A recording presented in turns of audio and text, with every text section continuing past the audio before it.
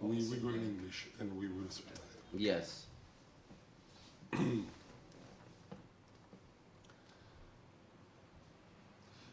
Cari amici di Fuori dal Coro, oggi è stato un bel giorno perché abbiamo proiettato il film La terza rivoluzione industriale alla Camera dei Deputati con 300 ragazzi e abbiamo avuto l'onore di avere con noi Eddy Moretti, il regista del film, che è qui con noi e ci spiegherà come gli è venuta l'idea di questo film e che cosa questo film può rappresentare per il nostro paese. Eddy, how did you come across Jeremy Lee film the idea of the third industrial revolution and how he did that become a film? So I was listening to the satellite radio, and on a Saturday or a Sunday afternoon, and cleaning the kitchen. And I was listening to this program from the CBC called Ideas, and they were having some debate, and I heard this man speaking, and the thing that caught my ear was he was talking about 2 generations of mass employment, right? And I thought, well, who the hell is this guy? So I put it louder, and then I listened to this whole debate and this description of the next 50 years of, well, potentially the next 50 years of industrial development can be rethought around a new narrative. And so I was listening to it, and then I just went on Amazon, did that right away, right then, and I saw 3 books that appealed to me. One was The Third Industrial Revolution, which is the title of the film. The Zero Cost Marginal Society, which is not the title of the film, but actually a lot of the ideas are in the film. Because the subtitle of the film is A Radical New Sharing Economy, because we wanted to bring some of the ideas from that book in. And then the third book was Empathic Civilization, and then I just started reading them, and then I actually started reading Empathic first, because it's about empathy. So I was like, oh, let's read what the hell this guy has to say about empathy. And then like 2 chapters into the book, and I called my office. I said, find him. Where is he? Who is he? And I mean, I knew from the internet who he was, but I wanted to go and meet him. So I went down to, this was in 2016, I suppose, or 15. I don't even remember. 15 maybe. And I went down to Washington, D.C. Yeah, 15. I know, it's not 2015. I went down to Washington, D.C. to have like a 1.5 hour meeting with him, a lunch meeting. We're gonna like have lunch and talk about things. And then he just we talked all day, like the whole day, and we just became friends, and we had so much in common intellectually. And I didn't have an agenda when I went down there.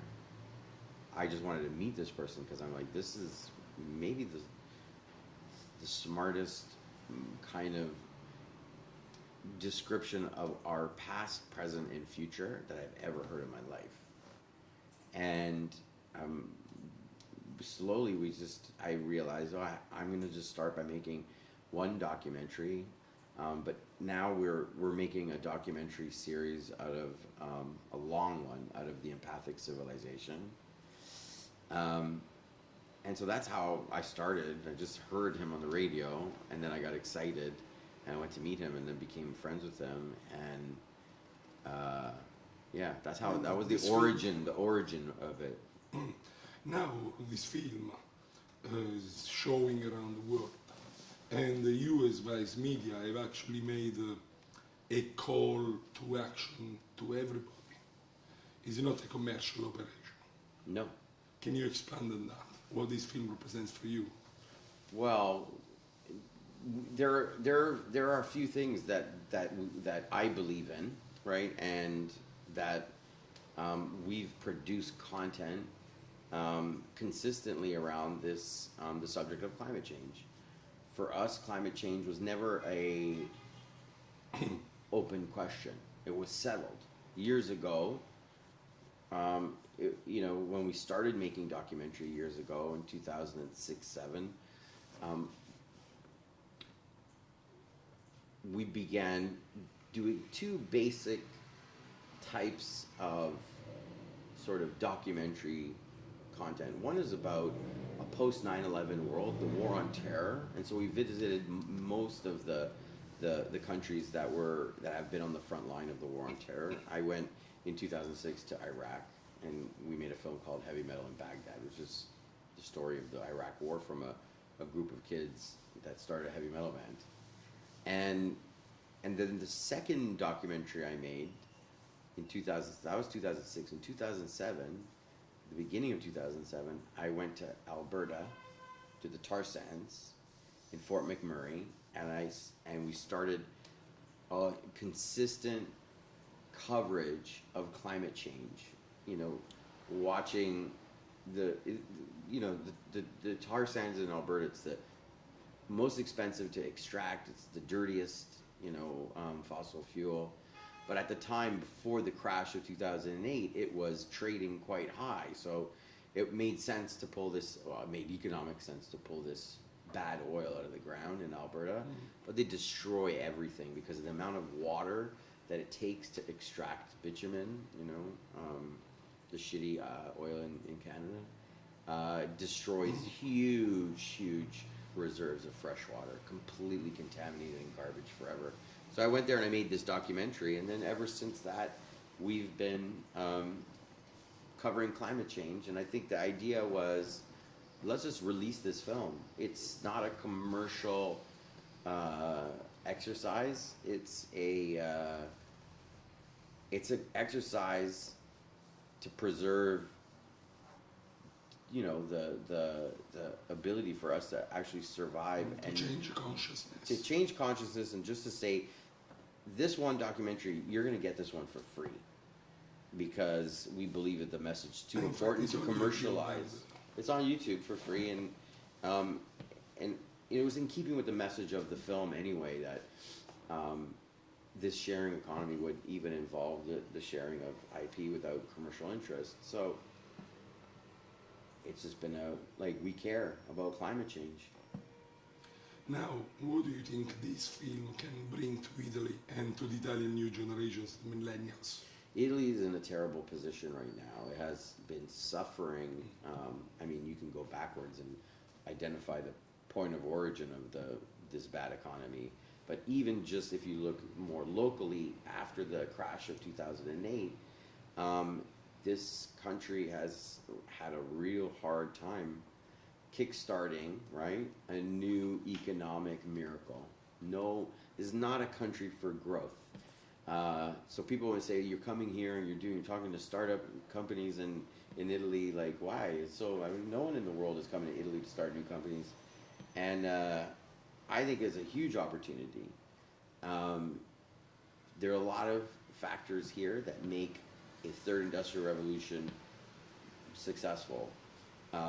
One is, and I won't go through all of them, but one is the talent in the country in maths and sciences is very high. You're producing really smart scientists and graduates. But exporting them. But you're exporting them. They're not staying here. They're going to Silicon Valley. I think what you're going to need for this whole third industrial platform to work is a probably blockchain-enabled Internet of Things with a layer of apps and like a stack of technology that goes from the blockchain to sensors in the wine vineyards and the prosciutto factories and everything.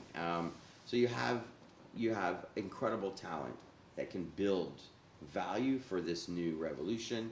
Got a lot of sun. So I don't know why the country should be, driven by solar power, not incidentally, incidentally benefiting from a tiny amount of solar power production. It should be driven by solar.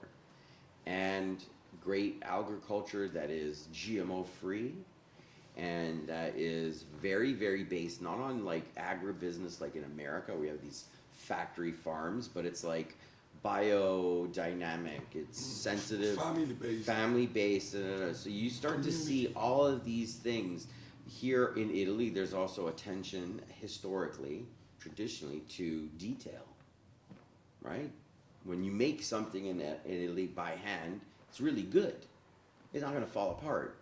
And so this combination of creating technology, a suite and a stack of plus a tradition of craftsmanship. You take it, olive oil, great. Wine, pretty fucking great. Salumi, cars, clothes, style, shoes, all of this stuff. These are all the components you need. Highly differentiated and valuable IP creation on one side, and a math and science and engineering focused education system and society.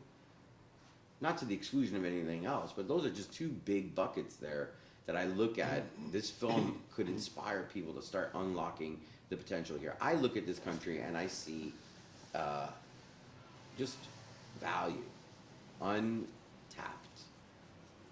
And like Jeremy says, and it's not just Jeremy, that's the thing. It's not like Jeremy Rifkin came from heaven on angel's wings to come down to earth. He's the storyteller and the analyst.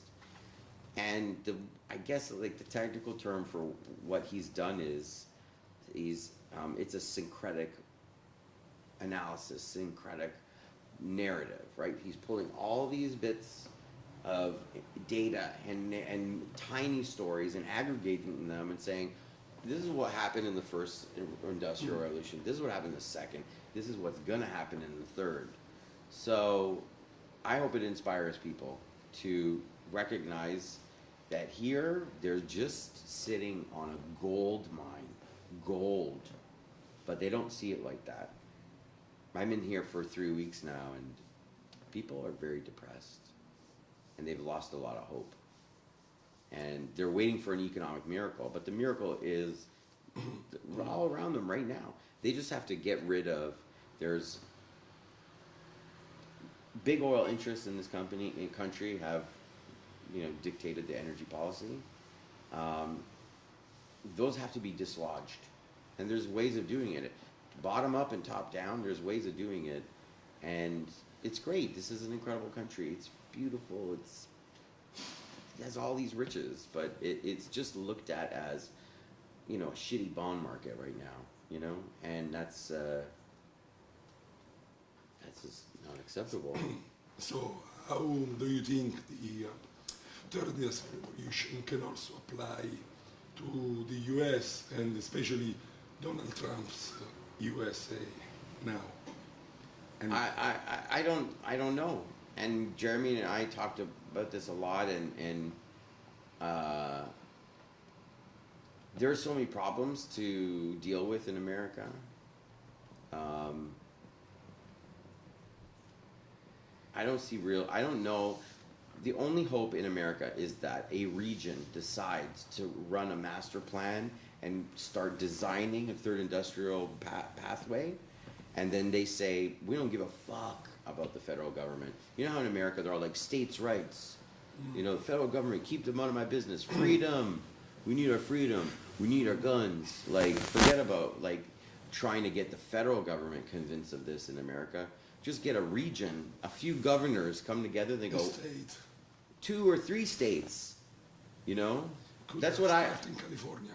It could definitely start in California. California could do this all by itself because it's so big and it has such, infrastructurally it's so challenged, frankly, and interesting.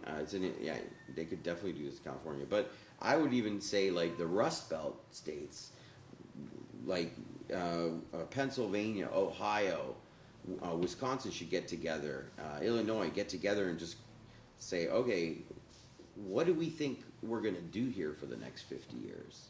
Where are the jobs going to come from? This is what no one is talking about. That's what excited me when I heard this, this man say, there's 2 generations of mass employment. Okay, who else has that narrative? What are they saying here in Italy? You answer me that. What are they saying? We have a solution. We're going to send a shitty budget to Brussels, and that's our solution. We're going to give pensions, and we're going to give unemployment insurance, and something will happen. Something good will happen, right?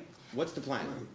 Jeremy has a plan for Italy. I know, but what's the plan from the Italian politicians right now? How are they going to create jobs? They don't have a plan. They have a plan to create wages. yeah, With no jobs. with no jobs. So that's not sustainable. So in 2 years, what's going to happen? And once that money runs out, or it becomes too politically toxic to keep running deficits like that, and someone in Brussels like smacks the Italians, then they're going to take away all kinds of all the opportunity is going to disappear, and then an austerity package is going to be permanent life in Italy, permanent, and it won't be Italians' decision anymore. The country will be lost. The good thing They is, think they're saving the country and taking it back. They're giving it up for good forever. yeah. The good thing about Brussels is that there is not only austerity, but there is also green plans. Yes, Third industrial revolution plans. yes, That can come yes. from But Brussels. if they antagonize the system currently, look, I'm not saying it's a perfect system. I'm not saying the people in Brussels know the answer to everything. God, no. But what they're doing now, the antagonism against the Central European, monetary system, which should change, is only going to lead to private credit holders owning Italy's debt forever and subjugating Italy. So there'll be nothing. The money will dry up, and the company will go bankrupt. But hopefully not, because the Third Industrial Revolution film will provide a new narrative. It's very simple. Even if you don't care about climate change, I don't believe in it, fine. You could stay as stupid as you want on the issue of climate change. I don't care. The important thing is that it's an economic narrative to create value. We know that decarbonizing, right, is good for the planet, because 2 degrees here in Italy, already this summer in Sicily, there was 2 or 3 weeks where people didn't leave their houses because it's too hot. Heat waves in 25 years here, heat waves will be so bad, people will die. Old people for sure. People with illness for sure. There'll be visible impacts of climate change. We know that. But forget about convincing anyone that doesn't. Just do it, because it's the only economic plan for growth. You want to make money, you want to get out of this debt, you want to feel proud of your country again, here's it. What are you going to do? There is no other silver bullet. Ok, Eddy Moretti, thank you very much. Abbiamo parlato con Eddy Moretti, abbiamo portato oggi il suo film alla Camera e lui ci ha spiegato più in dettaglio perché lo ha fatto e che cosa spera di ottenere anche dall'Italia. Grazie dell'ascolto e alla prossima. Grazie.